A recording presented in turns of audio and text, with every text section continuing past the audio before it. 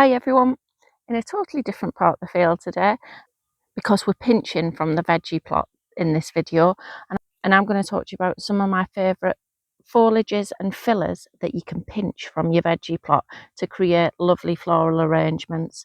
So first things first, I'm going to get picking before it gets too hot, and then we'll take it back to the potting shed and I'm going to show you how to make a large low bowl to put on your kitchen table, which is chock-a-block full of gorgeous foliage from the veg garden and scented fillers.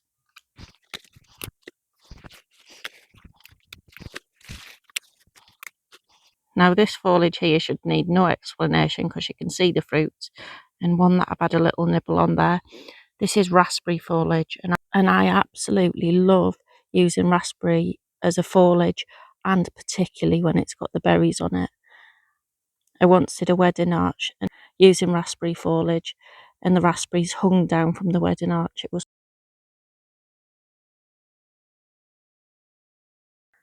And this here is fennel. This is bronze fennel when it comes into flower. Harking back to the last video about drought tolerant plants, bronze fennel is definitely one that puts up with heat really, really well. It's a really pretty filler flower with a slightly aniseedy scent. And we've got mint, and you can pick mint when it's either in flower or just as a foliage. It can be a little bit tricky to condition, and if it starts to go limp, you're best to hot water dip it, and I'll cover that in another video. This gorgeous patch of greenery here is all lemon balm foliage. Now you can see here it has already flowered. There its flowers and there its seed heads, but I'm picking it for the foliage scent, not actually for the flowers. So now we've got a couple of plants that I'd call crossover plants. So this is Mondara, also known as bergamot. This can be grown as a decorative flower, but is officially classed as a herb. So I'm going to take some of this because it has a lovely scent to it as well. And over here, we've got a couple of things we're going to be using in this area here. This is dill, which flowers very, very similar to the fennel, but we're going to throw it in as well because I want to introduce you to as many different varieties of herbs that I possibly can in this bowl. And then behind the dill, this gorgeous stuff is actually crest. I've mentioned crest previously in other videos about foliages and fillers. So this crest now has dried off. Look, in the sun it's got this gorgeous straw colour, but it starts off green and has delicate white flowers on it, followed by these seed pods, which now have turned this gorgeous straw colour, and it can be cut at any stage really, but I'm going to cut it with this nice straw colour today. And I have picked us a bucket of flowers and foliage and filler with a major focus on scent, because when I'm creating this bowl for the kitchen table, I just want it to be full of all the lovely smells of a garden. So therefore, in the bucket, I'll just run you through what we've got and what we'll be using. We've got some lovely stems of rosemary there. So that is rosemary, Mrs. Jessop's upright. Oh, we've got our raspberry foliage, which is a lot larger and more leafy than the rosemary. We've got our lemon balm foliage there, which I just absolutely love the smell of lemon balm foliage. It's gorgeous, definitely one of my favourites. We've got a couple of different varieties of mint. So we have got peppermint there, which is going into flower, and we've got apple mint. Got some gorgeous, gorgeous bronze fennel there to bring that aniseedy smell out. And very similar to the fennel in terms of its flower structure, we've got dill. This is marjoram when it's in flower. Quite a few of the herbs when they're flower have this really lovely lilac-y sort of colour to the flower heads, which I like. And we've got bergamot or monarda or mondara, however you pronounce it, or sometimes also called bee balm. So this is what cress looks like when it's grown big and has produced a seed pod. So we're going to use that in our arrangement. We're going to use that in our arrangement as well. Now, to add to our selection of lovely herb foliage, I've chosen some Lady of Shalott roses and some canary grasses because they're just turning that nice straw colour and everyone around here at the minute is harvesting, so I thought that was quite nice. Some Cinderella peach zinnias. And the delicate dancer flower of our bowl is going to be our coreopsis, which is just coming into flower now. Now, mechanics wise, I'm going to be using a pasta bowl. It's 25 centimetres across and it's got a depth of about 5 centimetres. And into that, the mechanics that I'm going to use are some chicken wire, because we're not taking it on any major journey, just down to the house and the kitchen table. I'm going to be using some elastic bands to secure that. The chicken wire is going to create the anchor points, because obviously if I was to create this bowl which has got a wide top without any chicken wire, all of the flowers would fall naturally to the side. So we need some anchor points to allow us to be able to create some volume in the centre area there. And that's where the chicken wire comes in. Now, we don't just cut and place it across the top, because what we need is a lot of anchor points. Because if you just have one piece of chicken wire, you can see how much that flower stem's still able to move around. And we want a little bit more control over the stems than that. So what we actually do is fold it over. So you do need your chicken wire to be bigger than the vessel you're arranging into.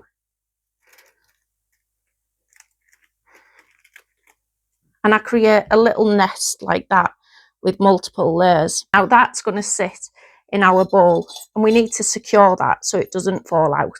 And that's where the rubber bands come in. Sometimes I use pot tape, but for this I'm going to use some rubber bands, because some people might not have access to pot tapes, but most people have some rubber bands lying around the house somewhere. So I put one across that way, and it's just stretched across the bottom of the bowl like that. Now, because that one might pop off, we're going to put one in the opposite direction. And then you can continue the process and put more rubber bands on if you like. But to save time, I'm just going to use that today. And you can see, if you look closely, the chicken wire is actually slightly raised of the surface of the bowl. Now, you don't need to worry about that, because that is going to be completely covered when we come to arranging.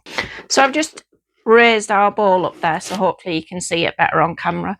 On one of our packing boxes, actually. It's all fancy around here. Right, so let's start arranging this bowl.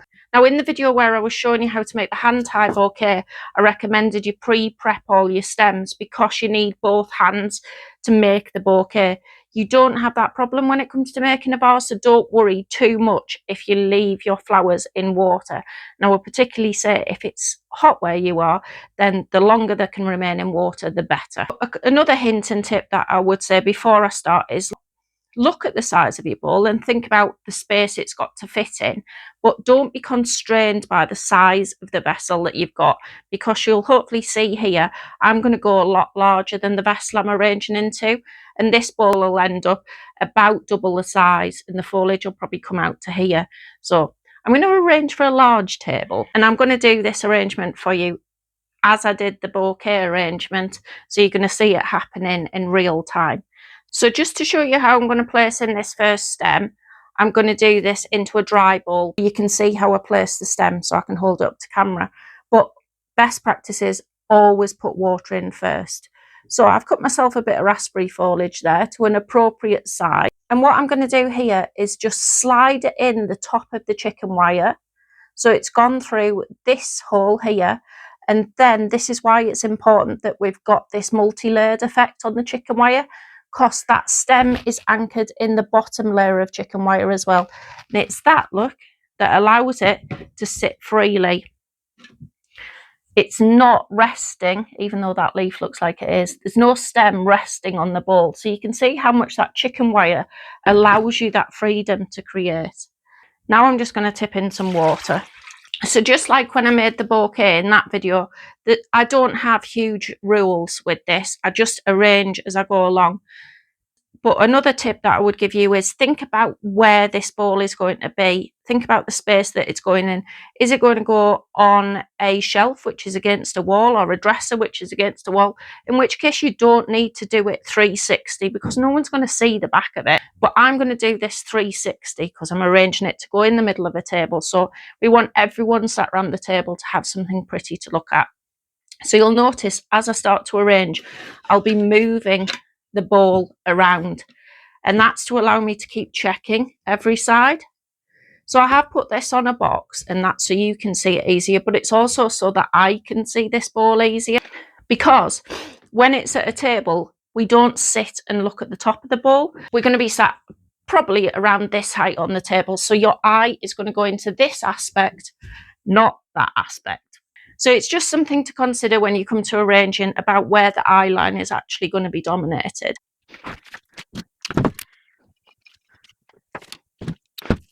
Now I'm going to place quite a lot of the foliage in at the beginning and the filler flowers, and then I'm going to put my focal flowers in at the end. That just is the way that I work, but that isn't a defined rule. I might slip in a couple of cheeky flowers as I work my way around. Oh, look, that one's got some raspberries on it. Nice. So I want those raspberries because they're pretty for us to be able to see them. So what I'm going to do is probably have that coming out quite a long way there so that people can see the raspberries. So you can see there, that's coming out. Now I'm moving the bowl round, which will be slightly different to how you watched the bouquet video being formed. So I hope this works on camera. So what I'm doing with the raspberry foliage at the beginning is creating the overall width that I want the arrangement to be at.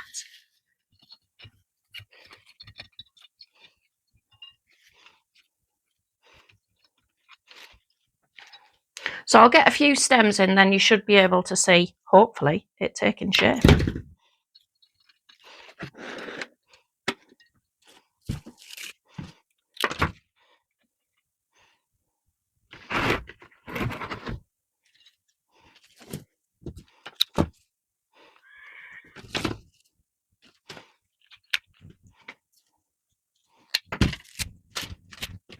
Remember, always remove anything that's going beneath the waterline. So that's why I'm just stripping off that foliage from that rosemary there.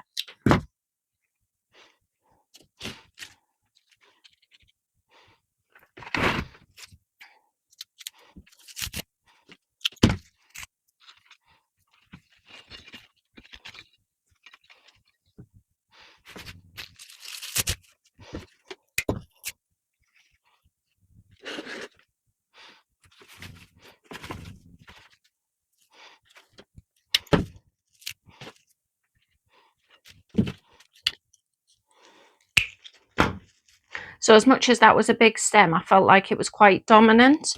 So that's why I snipped it very short and snipped the middle out there, because otherwise it would have looked too clunky at the top of the arrangement. So what I'm going to do is use that very low down in the arrangement as a sort of bit of a base coat, really.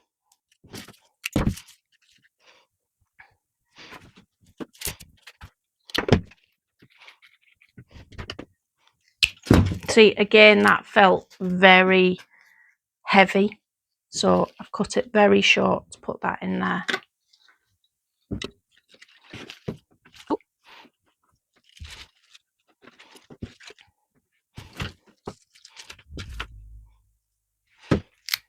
The great thing with a bowl is when you're looking at heights, you could work in front of a mirror, or you can just look like this, and then if it's up on a plinth, you can see your different heights of how you're going to place your flower stems in. So you could place it at that length there, and that would make it that height in the arrangement. Or if you prefer it down there, you could cut it to down there, which means that you need to cut that much off your stem. It's a really great way of working, of giving you confidence and working out where you want to place your stems.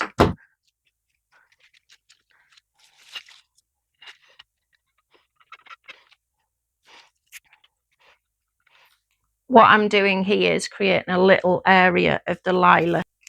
So grouping stems together to create little clusters, again, as if it was growing in a garden.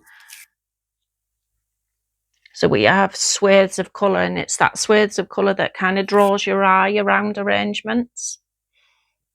I really like that area. I'm going to But so I don't get obsessed with it, I'm going to turn the arrangement round.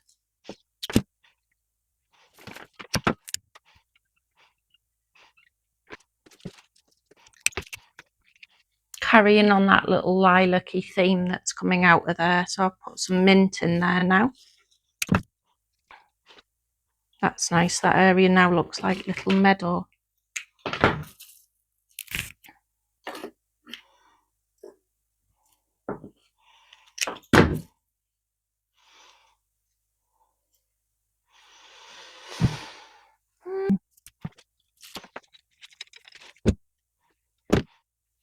I know I want something in the middle there, but I don't want it to interfere with these lovely fennel flowers. So I'm going to use this lemon balm, and I've cut it low enough, hopefully, so it goes in there and it exists and brings something, but it doesn't dominate these. Now some dill. Yeah, that dill wants to come out of there. It's saying, Susie put me there. Flowers speak to me. I do have little conversations with my flowers every now and again.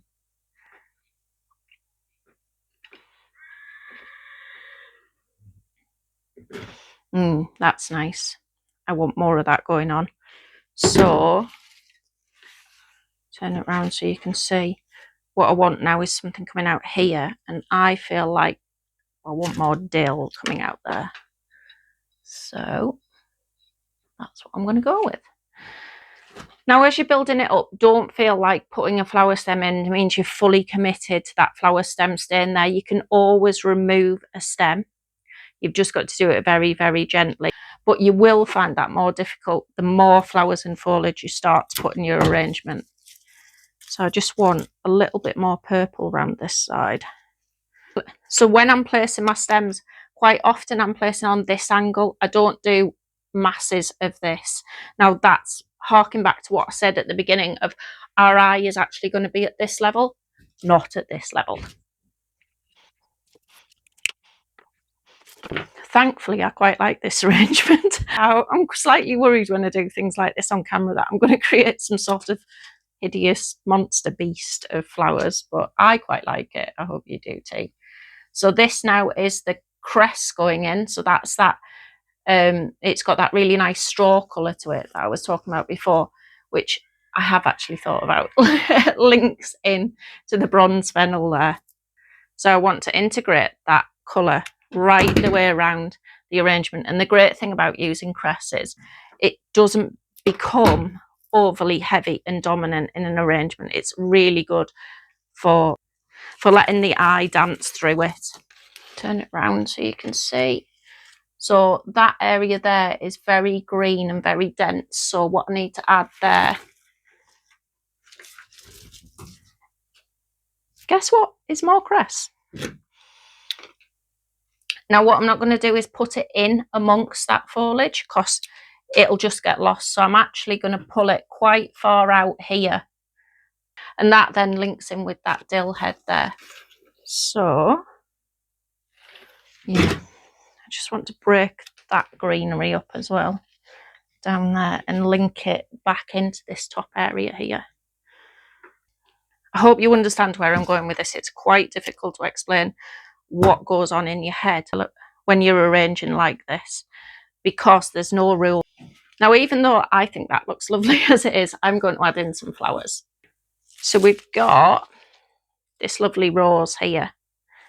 Now, I think I'm just going to have a little play with where I'd like that to sit and how I'd like to use it. I don't want it round here because we've got that lovely raspberry and this will dominate that, and I want everyone to see the raspberry. So I'm not going to put it there. I know that for a fact.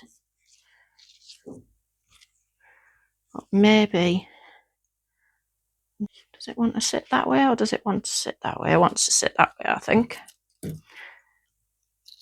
See, I told you I talk to flowers. So,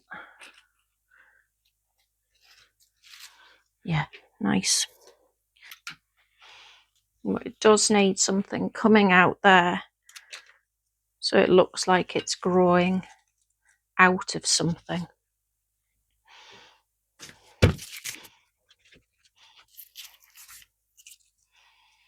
I actually think I need more dill coming out of there. So I'm going to actually put another bit of dill in there, and I want it quite long, I think. Sorry, Mr. Rose.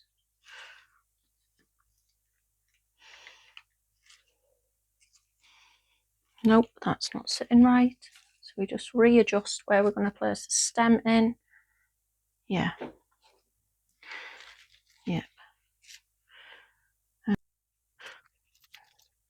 Yeah, I'm a lot happier with how that rose is sitting now. I know it looks a bit weird from that angle, but there, that's how I've placed it. So you can see, looks like it's growing out of that area.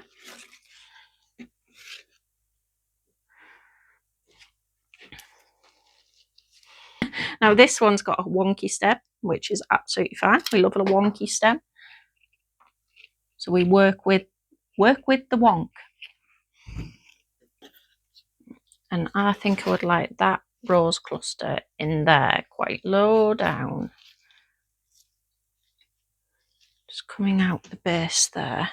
So you see, I'm still adding foliage. I've not fully said, oh, I'm all over with the foliage now.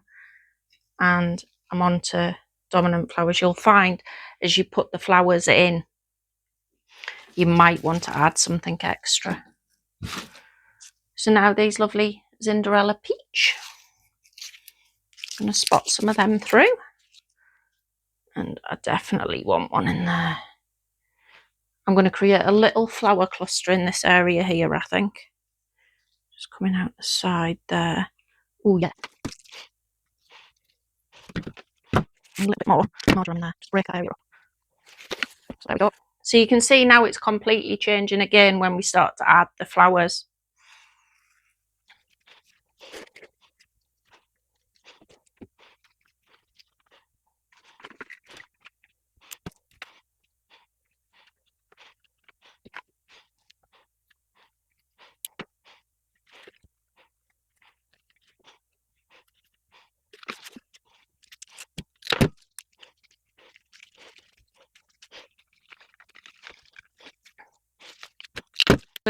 Another reason creating in a bowl is great is because you can use really short flower stems. I've actually just cut that rose down there because it was too long.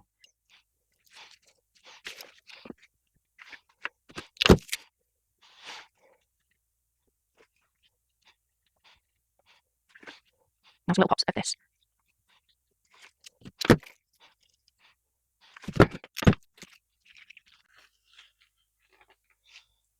The reason I keep looking up is because I can see what's going on in the camera. And it's quite helpful. That leaf was just going to dominate that zinnia, so that's why I've just removed it there. You can see on camera, I'm not happy with that area there. It's just sunk in too much. So I'm going to pull something out of that area. I'm not happy with that. No, I can see on camera I wasn't happy with that area there. So it was just too dark. So I need to lift that area. And then some nice canary grass just poking out in different areas. This arrangement really, to me, does feel appropriate to the weather and what's going on in the cutting garden at the minute. So I think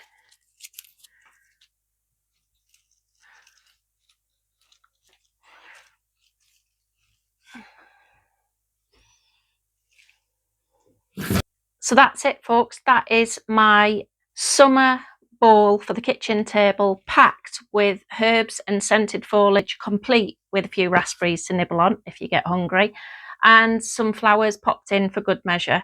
I hope you've enjoyed the video and it's inspired you to get a pasta bowl out of the cupboard, get yourself some chicken wire, in the garden, snip a few stems and get creative. If you've enjoyed the video, please like and subscribe, and I'll see you next time. Bye!